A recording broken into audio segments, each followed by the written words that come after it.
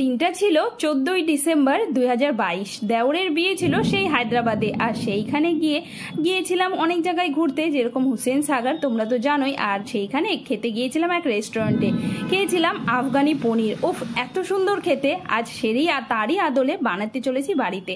যার জন্য পনিরগুলোকে দেখো এখানে একটু বড় বড় সাইজের কেটে নিয়েছি। এর ওপর দিয়ে একটু ম্যারিনেশন করব, যার জন্য একটু নুন, লঙ্কা গুঁড়ো, আর এতে দিয়ে দিয়েছি একটুখানি আদা রসুন বাটা, লেবু দিয়ে একটু ধনেপাতা দিয়ে দেবো।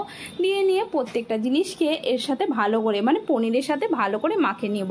এবার একটা পেস্ট তৈরি করব, যার জন্য 2টো পেঁয়াজ নিয়েছি, তার সাথে কাঁচা লঙ্কা, ধনেপাতা, 2 চামচ আদা রসুন বাটা, হাফ বাটি টক দই, আর এতে দিয়েছিলাম একটা চিজ, মানে চিজের যে ছোট স্লাইসগুলো হয় সেটাও দিতে পারো, আর তার সাথে কিছু কাজু দিয়ে একটা পেস্ট বানিয়ে নিয়েছি। এবার এর মধ্যে দিয়ে দেবো 1 চামচ গোলমরিচের গুঁড়ো আর 1 চামচ চাট মশলা দিয়ে এটার সাথে মিশিয়ে রেখে দেবো সাইডে। এবার দেখো কড়াইতে তেল গরম করে নিয়েছি। তেলটা ভালো করে গরম হয়ে গেলে এতে দিয়ে দিচ্ছি পনিরগুলো দিয়ে হালকা করে ভাজবো। এই যে ম্যারিনেট করে রেখেছিলাম, এত সুন্দর গন্ধ বেরিয়েছে।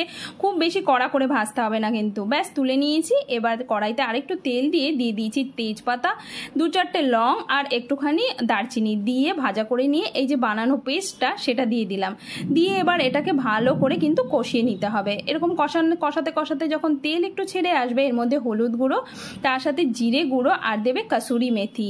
হ্যাঁ, এই 3টে মশলা দিয়েই কিন্তু তৈরি হয়। এবার এটাকে ভালো করে কষাতের জন্য রেখে দিলাম কিছুক্ষণ।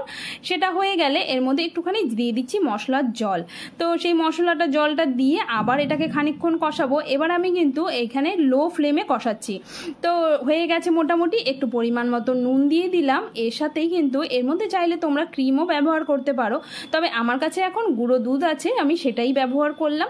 আর সেটা দিয়ে এবার এটাকে আরেকটু কষিয়ে নেব। এত সুন্দর গন্ধ বেরোবে যে দেখেই কিন্তু খেতে ইচ্ছে করবে। এর মধ্যে দিয়ে দিলাম একটুখানি জলটা দিয়ে আবার এটাকে ভালো করে মিশিয়ে নেব।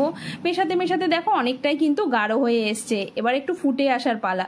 যেই ফুটে যাবে এর মধ্যে কিন্তু ভাজা পনিরগুলো দিয়ে ভালো করে মিশিয়ে দেব।